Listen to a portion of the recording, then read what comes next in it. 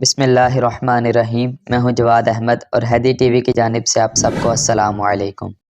بنی اسرائیل میں ہمیشہ نبی اور بادشاہ موجود رہتے تھے، لیکن ایک وقت ایسا آیا کہ بنی اسرائیل میں کوئی نبی موجود نہیں تھے۔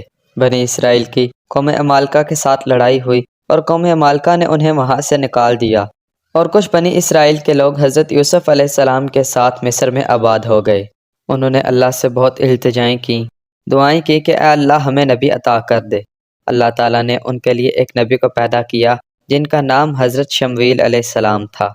جب بنی اسرائیل کو یقین آیا کہ اللہ نے ہمیں ایک نبی کے جھنڈے تلے جمع کر دیا ہے، تو انہوں نے مطالبہ کیا کہ آپ ہمارے سامنے ایک بادشاہ بھی مقرر کر دیں تاکہ ہم اس کی سرپرستی میں جہاد کریں۔ یہ کام اللہ تعالیٰ نے حضرت شمویل علیہ السلام کو سونپا۔ بنی اسرائیل میں اللہ تعالیٰ کا ایک نیک بندہ بھی موجود تھا جس کا نام طالوت تھا، جو لوگوں کی بکریاں چرایا کرتا تھا۔ حضرت شمویل علیہ السلام نے اسے بادشاہ مقرر کیا تو بنی اسرائیل کے لوگوں نے اعتراض کیا کہ یہ تو ایک غریب شخص ہے، ہمارا حق بادشاہت پر زیادہ ہے۔ حضرت شمویل علیہ السلام نے ان لوگوں سے کہا کہ اسے اس لیے بادشاہت عطا کی گئی ہے کہ اس کے پاس علم بھی زیادہ ہے اور طاقت بھی۔ بنی اسرائیل کے لوگوں نے طالوت کو حقیر جان کر اس پر کئی اعتراضات کیے اور بلکہ کہنے لگے، اے اللہ کے نبی، ہمیں بتائیں کہ اس کی بادشاہی کی کیا نشانی ہے، تب ہم آپ کی بات مانیں گے اور اس کے مطیع و فرما بردار ہوں گے۔ یہ سن کر حضرت شمویل علیہ السلام نے کہا کہ اس کی بادشاہی کی نشانی یہ ہے کہ وہ تنہا جا کر تابوت سکینہ دیار عمالقہ سے تم کو لا کر دے گا۔ یہ صندوق حضرت آدم علیہ السلام جنت سے اپنے ساتھ لائے تھے۔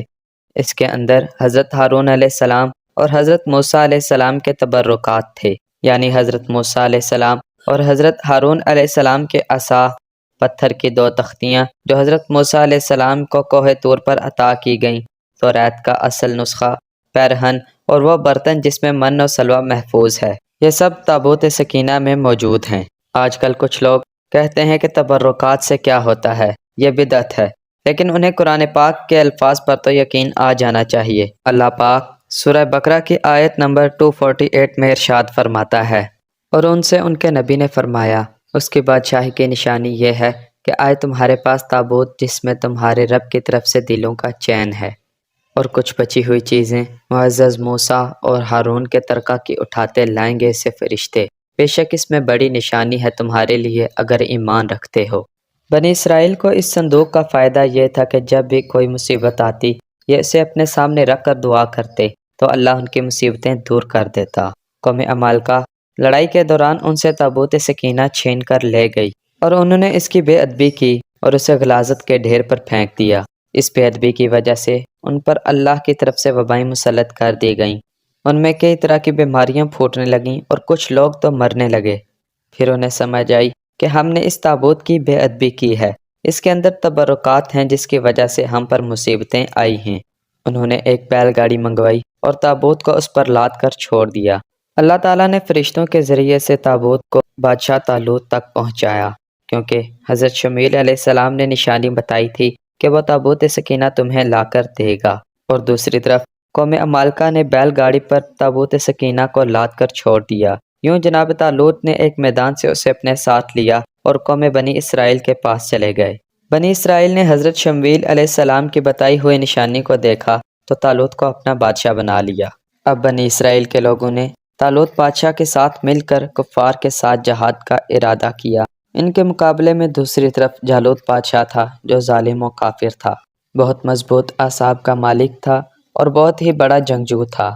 جب طالوت بادشاہ اپنی قوم کے ساتھ جنگ کے لیے روانہ ہوئے تو ایک مقام پر بادشاہ طالوت کی ملاقات ایک نوجوان سے ہوئی جو بکریاں چراتا تھا۔ وہ بھی ان کے لشکر میں شامل ہو گیا۔ راستے میں چلتے ہوئے اس نوجوان کو 3 پتھر ملے، اس نے وہ اٹھا لیے۔ جب لشکر بادشاہ جالوت کے مقابلے کو پہنچا تو بادشاہ طالوت نے اعلان کیا، جو شخص جالوت کو مارے گا میں اسے آدھی سلطنت بھی دے دوں گا اور اپنی بیٹی کا نکاح بھی اس سے کروا دوں گا۔ اس نوجوان نے جالوت کا مقابلہ کیا اور انہی 3 پتھروں سے جالوت اور اس کی آدھی فوج کو تباہ کر دیا۔ بادشاہ طالوت نے اسے آدھی سلطنت بھی دے دی اور اپنی بیٹی کا نکاح بھی کروا دیا۔